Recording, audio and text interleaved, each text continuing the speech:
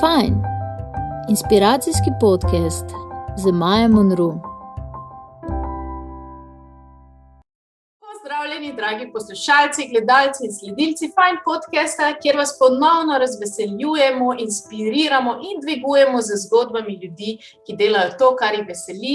In danes je z mano res en simpatičen, pozitiven fant, mlad moški, da temu rečemo, vodja animatorjev v VUP centru in pa tudi osebni trener Patrik Burnik. Patrik, pozdravljen. Živijo, pozdravljena Maja. Da kar začneva s tem, kako je delati na trampolinih, a odneseš domov potem kaj te vzpone in padce? Delo na trampolinih je čudovito delo. Tudi delo z ljudmi je čudovito delo in to je nekaj res, kar me veseli, kar me navdušuje. Ko vidim te presrečne otroke, odrasle, ki hodijo veseli ven iz trampolin parka, mi daje nov zagon za vsak dan in z veseljem hodim v službo in upam, da me ne mine tako hitro vse skupaj. V bistvu vedno znova, ko govorim z človekom, ki dela nekaj, kar ga res veseli, z srcem, ker to mislim, da se tudi pozna, ne? Imaš kakšno izkušnjo s tem, da začutiš razliko, če nekdo dela z srcem z ljudmi tam v VUP parku ali pa če nekdo dela bolj to kot job? V VUP trampolin parku smo res ena čudovita ekipa. Zdaj noben mi še ni do občutka, da ne bi tukaj delal z veseljem. Sigurno pride kakšen dan, ko je dnevna energija mogoče kakšnega posameznika malenkost slabša, ampak to smo se naučili v tem času dobro skriti in v bistvu se prepustimo potem samemu vibu v parku in obiskovalcem in pozabimo, na vse probleme, ki so zunaj tega parka in opravimo svoj posel tako, kot je treba. Greva zdaj na začetek. V tvoje življenje si ti kdaj lahko bi si lahko kdaj mislil kot otrok ali pa, ko si odraščal, da bo tvoja služba pravzaprav zabavanje ljudi oziroma animiranje ljudi na trampolinih? Iskreno nisem si kaj takega predstavljal. Že od nekdaj sem komunikativen, tudi mama mi je razlagala, kako se me je lovila okrog, kamorkoli smo šli. V drugih družbah vedno sem našel nove prijatelje, tako da mogoče imam majčken vseb tole animatorstvo. Ampak sigurno si nisem predstavljal, da bom pristal na trampolinih. Ko sem videl par let nazaj oglas na študentskem servisu, da VUP trampolin park išče animatorja, sem rekel, tole moram poklicati, ker zveni čisto isto kot jaz. In ko sem poklical, se javlja na drugi strani ena gospodična s super glasom in me povabila na razgovor. In moram povedati, da od dneva, ko sem prišel na razgovor, je VUP v moji krvi in počutim se tam fenomenalno v tem okolju in zelo rad ustvarjam tam in bom še nekaj časa ustvarjal, upam, da mi bo zdravje in vse skupaj dobro služilo. Da si ti v bistvu tako sledil svojemu srcu, ker to je tako res malo komu uspe, ne? Marsikdo prebere, mogoče kakšen oglas, pa začuti, to bi res lahko jaz delal, to sicer čutim, ampak jaz sem v bistvu izšolal se, za računovodjo, tam je ful boljši denar, in potem ne sledijo svojemu srcu ljudje. Kaj bi ti rekel, da je tebe pripeljalo do točke v življenju, da si sledil srcu? Kot študent sem imel priložnost ogromno enih študentskih del sprobati.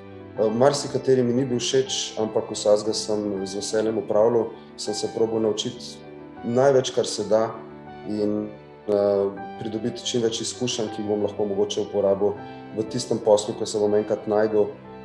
Delal sem od gradbenih podjetij, programerskih podjetij, tega, da sem filal police v skladišču in tako naprej. Vsako delo je bilo posebej, dobro oziroma sem se imel dobro, če ne drugega zaradi ekipe, ampak enostavno po tolikih, letih iskanja samega sebe sem se nekako potem najdel v tem trampolin parku in v športu, ker športam že od rane mladosti in je del mene in zdaj si v bistvu sploh ne znam več predstavljati življenja brez športa, brez športne aktivnosti, brez dela z ljudmi. Ampak rekel si po tolikih letih iskanja sebe, se pravi, ti si se v enem trenutku izgubil. Povej mi več o tem trenutku. V bistvu takole je bilo. Po srednji šoli nekako nisem vedel, kam bi se vpisal, kaj bi počel. Veselilo me je režija, razmišljal sem o grafotaju, tudi vpisal sem se poskusil sem s sprejemnimi izpiti. Nisem bil najbolj uspešen in probal sem večkrat, iskreno povem, in na snemanje in na režijo. Na koncu sem razmišljal tudi mogoče v igri, ampak to je bilo To se mi zdi, da bolj bilo iz obupa, vse skupaj že na koncu, kakor pa, da bi me res zanimalo, ker sem si res želel tega faksa. Potem sem nekako tehtal, bi se vpisal na DIF ali kakorkoli in imel sem sorodnika, oziroma zdaj trenutno je v penziji, ampak sem imel sorodnika, ki je bil takrat še aktiven profesor na DIF-u in mi je v bistvu dal nek nasvet, tak življenjski, da športom se lahko ves čas ukvarjaš, peč študirati nekaj drugega, da dobiš širino in te besede so mi dale kar misliti in jaz sem se potem nekako odločil, da grem naprej v smeri, kjer sem študiral v srednji šoli, se pravi, hodil sem na srednjo medijsko in grafično in sem se vpisal na fakulteto za elektrotehniko, smer multimedijske komunikacije. Iz faksa sem v bistvu po domač povedano povlekel tisto, kar sem najbolj rabil, najbolj mi je bila všeč psihologija, vizualne komunikacije, v bistvu customer service, to, kako zadovoljiti nekoga, kako se približati nekoga, kako nekoga razumeti. In sem se nekako videl v tem in še danes, iskreno povem, mi te stvari zelo prav pridajo, oziroma te izkušnje, ki sem jih pridobil, ker danes delam z ljudmi in lahko te stvari zelo dobro pokoristim. Ampak ti imaš pa še eno v bistvu zelo močno zgodbo v svojem življenju, se pravi, ti si se boril na nek način s kilogrami in si bil pri tem zelo uspešen in jaz vedno ful občudujem ljudi, ki jim to uspe, ker se mi vedno zdi, to je 1 na milijon, ker vsi se malo borimo vedno s tem, v današnji družbi pač je ta pritisk, se mi zdi, ko se rodiš, že si takoj z tem zasičen, se spravi s temi pričakovanji družbe, da moraš vedno biti malo lepši, pa malo bolj suh, pa malo bolj to. Ampak kak je bilo pa pri tebi ta zgodba, ker pač ti imaš pa res pač en taki podvig za sabo s tem in pač, ko to je pravzaprav borba za svojo notranjostjo in tukaj vem, da je ogromno nekega driva potrebnega v sebi, da ti greš čez vse te skušnjave, čez vse te, blokade in da si dokažeš. Kaj je tebe gnalo? Leta 2009 jaz sem igral hokej včasih in sem imel eno poškodbico na hokeju in sicer imel sem zamik vretenca in da smo to posanirali, sem imel razne tablete in sem bil na raznih terapijah, ampak ena izmed tablet so v bistvu povzročile mi majčkeno okvaro ščitnice. Jaz sem to dosti, pozno na sebi opazil in sem dosti pozno šel tudi v sanacijo tega. Zdaj, kakšne tablete, nisem najbolj navdušen nad jemanjem samih tablet in tako naprej. Zdaj, če je to res nujno potrebno, seveda človek vzame tableto, ampak pri meni v tem primeru, ker je v bistvu bilo obolenje ščitnice, in ker je ščitnica hormon in hormoni delujejo na principu mišic, smo probali v bistvu z določenimi triki, narekovajih, prevarati telo in z določenimi dietami in s čisto personalizacijo programa smo probali ta premik narediti pri meni in je uspelo. Zdaj, pot je bila težka, če iskreno povem, je težje zdaj, ker je treba vse skupaj ohranjati, ampak začetki so bili taki novi občutki so se dogajali v meni, nisem točno vedel, kaj počnem, a delam prave stvari, a se bo to pozitivno poznalo na dolgi rok ali kakorkoli. Vedel sem, da moram nekaj premakniti. Zdaj, javno nisem nikoli tega izrekel, ampak imel sem 148 kilogramov, bil sem res oseba in pol, če lahko temu človek reče. Težko se je bilo gibati, težko je bilo, dojemati okolico oziroma okolica je težko dojemala tebe kot tazga človeka. Moraš razumeti, da sem se zredil v dobrem letu pa pol ali pa 2 vse skupaj iz približno 78-80 kilogramov. In ko sem začel z vsem skupaj, je bilo en kup enih, borb samim sabo. To je, če si znaš predstavljati, vsako jutro se zbudiš in te nekaj bremeni, se pravi, nekaj te v ozadju skozi pika, se pravi, to, kar sem si jaz zadal, ta moj cilj, da jaz izgubim odvečne kilograme oziroma da spremenim življenjski slog do te mere, da se bom jaz dobro počutil, pa da bom užival v tem. In v to, sem delal približno 1 leto pa pol, da sem se najdel, da sem spoznal svoj tip telesa, da sem spoznal, kakšna živila mi odgovarjajo, na kakšna živila se najbolje moje telo odzove, po kateri hrani imam največ energije. Moram iskreno povedati, družina in moji prijatelji res so mi stali ob strani. takrat, ko sem najbolj rabil in so me spodbujali tudi mogoče v momentu, ko jaz nisem videl nekega napredka, ampak po parih mesecih, bom rekel, tega vztrajanja, te rutine so se že začeli kazati rezultati in ko so se pokazali prvi rezultati, sem jaz dobil še dodatno motivacijo in v bistvu sam sebe pripravil do tega, da sem šel še en korak naprej, se pravi po 10-20 kilogramih sem si želel mogoče še mačken več, pa še mačken več. Zdaj, koliko si vsak posameznik želi, je v bistvu odvisno od samega njega. Jaz sem si želel znebiti teh kilogramov oziroma da pridem v stanje, kjer sem bil pred samim obolenjem ščitnice. Ratal mi je zelo hiter vse skupaj, sicer nisem zagovornik hitrega hujšanja, ampak to je bila posledica mogoče tudi močken mojega prekomernega športanja, pa res vojaške discipline pri sami prehrani. Zdaj meni je to odgovarjalo, marsikjermu bi mogoče to vse skupaj še bolj zamoril oziroma se ne bi počutil tako dober pri samim tem in bi se spet zatekel v neko varno oziroma cono obdobja, ki jo je imel prej, se pravi stil prehranjevanja ali pa stil življenja, ki ga je imel prej. Jaz sem ustrajal naprej in ko sem dosegel številko 90 kg, sem se odločil, da zdaj pa preneham v bistvu s tem načinom. Po samih 2 mesecih so kilogrami še vedno leteli dol. Nekako ustavil sem jo vse skupaj pri 70 kg. Res sem zgledal toliko suh, nikoli nisem zgledal. Ampak ko sem to skušal, se je začel nov projekt. In sicer po samem tem sem si zadal, da pa jaz vidim, kaj se da iz človeškega telesa narediti in da probam malo vzbuditi kakšno mišico, ko se prej ni nikoli kazalo. Sem začel še bolj intenzivno delati na svojem telesu, na spoznavanju telesa. Naredil sem tudi AFP program, se pravi za osebno trenerstvo, tam sem spoznal še določene funkcionalnosti telesa. Ko si zdaj tak, seveda mene je šla kurja pot, ker vedno gre, ko ljudje razlagajo te svoje neke borbe, pa ko jim je pol uspelo, ne. Ampak kar se mi zdi najpomembnejše iz tega, kar si povedal, je, da si ti pravzaprav res prilagodil, res si se posvetil temu, kaj je zdaj tista prava pot za tebe, ne. Ker tukaj, sploh kar se hujšanja tiče, se meni zdi, da ljudje ful prehitro pač pograbijo nek recept in bi radi pač, da deluje zdaj ta recept univerzalen tudi na njih. In kaj bi ti recimo rekel ljudem, ki so zdaj na pragu te odločitve, mogoče že par let in jim nikoli ne uspe, pa dajva še tu vključiti to vprašanje tudi, koliko je zdaj res ta psihična stabilnost pravzaprav tu pomembna, ne? To je vsakodnevna borba, je to. Se pravi, vsako jutro, ko se ti zbudiš, oziroma vse pri meni je bilo tako, sem imel določene dileme, s katerimi sem se srečal, se pravi, ali je bilo to, se mi ne da več tega vztrajati, se mi ne da več športati, bi rajši spal, ne vem, kaj mi je tega treba ali kakorkoli. Pa kak si to takrat?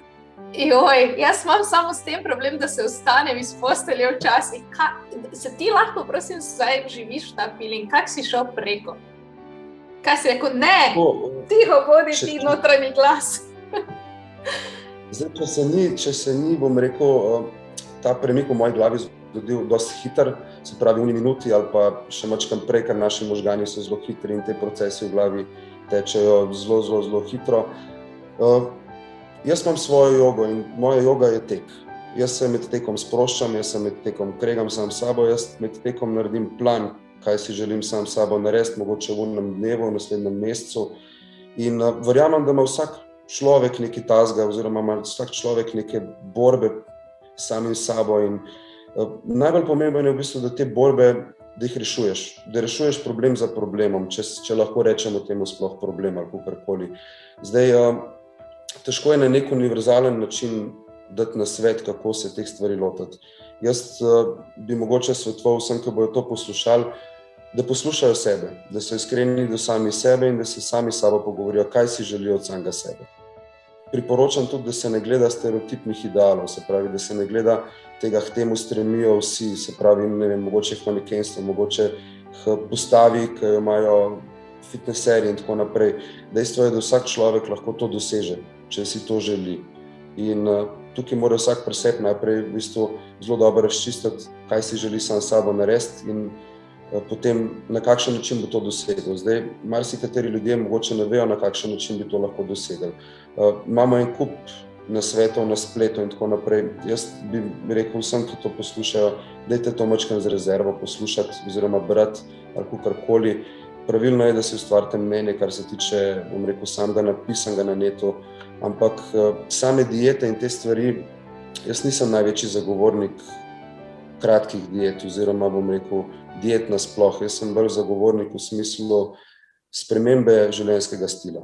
Se pravi, ti, ko se enkrat odločiš, kaj bi rad sam od samega sebe, ko enkrat, bom rekel, raziščeš dovolj sam sebe, ko veš, kaj ti odgovarja, si pač na tak način prilagodiš življenje in uživaš v njemu. Se mi zdi, da je tukaj največja, bom rekel, ta catch teh diet. Ljudje se ne počutijo dobro v teh dietah. Ljudje so v teh dietah obremenjeni, bom rekel, samim tistim, kar je napisano na onih listih. Pa bom zdaj čist tako en primer dal: za zajtrk jogurt z vsemi kosmiči, ena banana, potem za kosilo 200 gramov piščančka pa malo zelenjave. Ne odgovarja to vsem, ne. To si lahko vsak posameznik, bom rekel, se prilagodi. Zdaj ni treba puste hrane jesti, lahko si človek skuha eno rižoto, ne rabi pustega riža, pa posebej zelenjave pa mesa lahko. Se pravi, bodimo ljudje kreativni, prvoščimo sam sebi.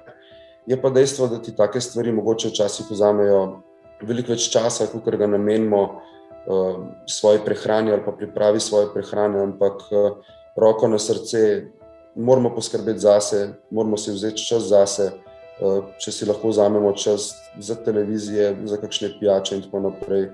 Je fajn, da si tudi tukaj vzamemo čas zase in smo pošteni do sebe in naredimo nekaj zase, ker se bomo mi na koncu dobro počutili. Ne bi mogel dati v resnici boljšega nasveta, ki pa vseeno je univerzalen, na vsakega se lahko aplicira, in sicer to, da predno karkoli začneš v življenju spreminjati, moraš pravzaprav se sploh spoznati, videti, kdo sploh si in kaj ti ustreza.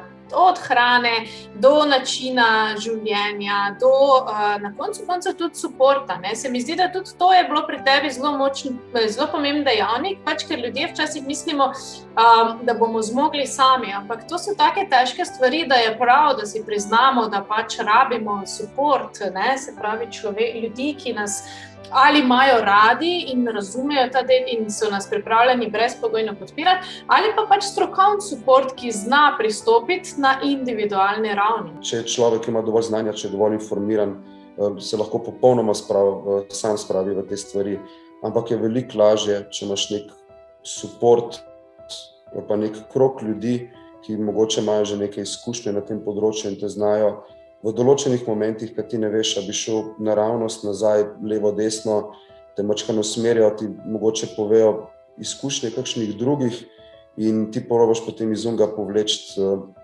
tisto, kar tebi odgovarja. Univerzalen recept za spremembo življenjskega sloga je tak, da poslušaš sebe, si zadovoljen sam s sabo, si pošten do sebe, si ne lažeš in dejansko narediš tisto, kar si začrtaš. In nekaj časa vztrajaš na tej poti, rataš zadovoljen sam s sabo in na koncu pridejo tudi rezultati, ker če si pošten do sebe, če delaš tisto, kar si zadal, tudi rezultat slej ko prej mora priti. Za konec bi te samo vprašala še to, Patrik. Ti si pravzaprav našel to, kar te veseli in v delu in na koncu si tudi za svojim telesom imel to izkušnjo, ki se ti je zgodila. Se mi zdi, da v bistvu nekomu, ki je športnik, pa se mu to zgodi, je še to kot večja borba, ne? In si pravzaprav tudi tukaj poslušal sebe, pa karierno, ne glede na to, da si v bistvu mislil, jaz bi šel to, pa so se tam pojavljale ovire, pa si zdaj našel delo, ki te resnično veseli. In zdaj me zanima, kaj si ti pravzaprav želiš od sveta v prihodnosti? Da ratamo ljudje zadovoljni sami s sabo, da se nehamo ukvarjati s kompleksi, ki mogoče niso pomembni za naše življenje, da se nehamo ukvarjati z ideali, da se nehamo ukvarjati s stereotipi in predvsem, da se nehamo ukvarjati z drugimi in se začnemo ukvarjati sami s sabo. Lažje nam bo vsem skupaj. Ko je človek zadovoljen sam s sabo, lažje to zadovoljstvo preneše na vsakega sosednega in to je mogoče največ, kar lahko vsak posameznik naredi zase pa za svoje bližnje v tem momentu.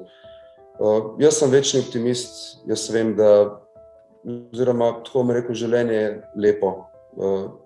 Dajmo ga živeti, dajmo ga izkoristiti, kakor se da in biti pošteni en do drugega. Mislim, da je to en tak univerzalen recept, da da mi rekel, lažje preživimo to življenje na zemlji in ga zapustimo potem tudi srečni oziroma damo nekaj naprej ljudem, kar lahko uporabijo in živijo na podoben način, oziroma so v življenju srečni, ne glede na to, kje so in kaj imajo. Dragi poslušalci in sledilci Fine podcasta, s temi besedami mislim, da pa res lahko zdaj zaključimo in gremo v dan zelo inspirirani. Hvala, Patrik, najprej za vse te besede, za to, da si delil izkušnjo. Predvsem pa hvala, da si tam v VUP-u in za vsem srcem polepšaš ljudem, vsem nam, ki pridemo v bistvu tja dan. Maja, najlepša hvala za povabilo in z veseljem pa se vidimo v VUP-u, ne? Absolutno, VUP. Čau, čau.